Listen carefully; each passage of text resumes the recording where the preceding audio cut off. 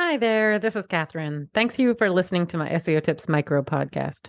So, before we get into today's SEO tip, I just wanted to share with you the ways you can support the podcast if you're enjoying all the tips and finding them useful. So, you can send me a donation at buymeacoffee.com/Catherine W. Ong, O-N-G. And that's Catherine with a K. Any and all levels of donation are appreciated. It will help me offset the cost of producing the podcast. So that's buymeacoffee.com/KATHERINEWONG. I'd also encourage you to subscribe to our email list to make sure you're not missing any future episodes or any other news about the SEO Tips podcast. And to do that, you'd go to wostrategies.com/newsletter. Okay, on with today's tip. Let's talk today about how to stay on top of SEO changes. Hello, and thanks for listening to SEO Tips today. So, as I sit here recording my 100th SEO tip, I was reflecting on what might be useful for folks who are listening, and I thought today might be a good day to talk about the bigger picture of SEO. So, when I train my clients, or previously when I mentored junior staff on my team, I always started with the big SEO overview. I started their training in that way because I wanted them to see the bigger picture of the history of SEO and Google's broader focus. I think that really helps, so that way when you're listening to short SEO tips like this one or reading blog posts, you can fit those into the bigger picture. So today's tip will focus on a set of facts about SEO, a set of places to go to read about SEO that hopefully will give you that bigger picture. So let's start off with just the big picture resources. So if you're someone new to this space and you're trying to put all the pieces together, I think one of the first places I'd recommend you check out is the Evolution of Search video. You can find it on YouTube. And if you're more of a book person, there's a few that are relevant. Now, mind you, the algorithm, Google's, changes 9 times a day, so sometimes the information in these books get out of date quickly. But I would recommend How Google Works, the book, The Art of SEO, Mastering Search Engine Optimization, and then the Executive SEO Playbook. I've read all three. I think they're all very valid. I also think that Will Critchlow's 2018 presentation on the history of Google is worth flipping through. When I sat through it at SearchLove, I thought it was really impactful for me, and I learned some new things. There's also beginner SEO information directly available from the search engines that you definitely should read.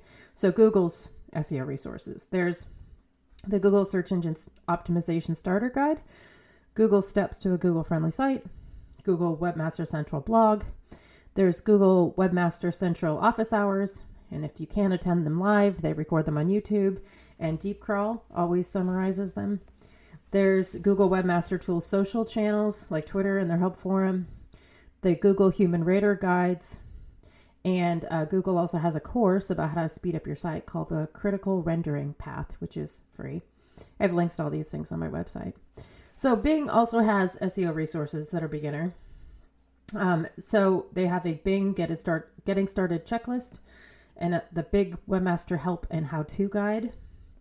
There's also some industry beginner SEO guides that I think are trustworthy, and they introduce you to the basic SEO concepts.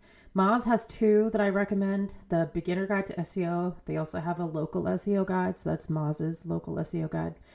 Search Engine Land has a guide to SEO, which kind of organizes their content on the topic. And then I also have an SEO overview, sort of training PowerPoint that's on my site, and it's free for members. But I would also encourage people to read the industry publications. I don't necessarily think every blog out there is accurate, but I read Search Engine Land, Search Engine Journal, the Moz blog, and Search Engine Roundtable. I also think it's really important to know how humans interact with the search results. Ultimately, the search engines are trying to serve their end users as searchers.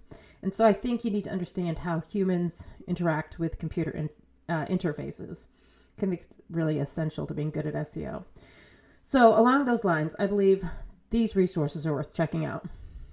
If you're completely new to UX, Accenture has a free web UX course, might be worth checking out. Nielsen Norman has done research over the decades about human-computer interaction, particularly with search. Their stuff makes tons of sense. I really like Letting Go of the Words book about how to write for SEO, and it has a UX element to it too. And Sherry Throw is one of the biggest experts about search plus UX, and she has a book, When Search Meets Web Usability, which I think is really good. I also think as you're getting involved in SEO, you might want to join online communities so that you can get support as you're learning and putting your strategies in place and troubleshooting issues and that kind of thing. Now, most of these communities, they used to be like the Moz community was really big back in the day, but most of them have moved over to Slack. So the ones that I hang out in is Online Geniuses, the Measure Slack, and Women in Tech SEO Slack. Those are the ones I think that are the most useful. So that's your tip for today. Why don't you take a pause, take a step back if you're new to SEO, and learn about the bigger picture related to SEO and the search engines. So that way you can be the most effective SEO that you can be. Thanks for listening. Come back tomorrow for another SEO tip.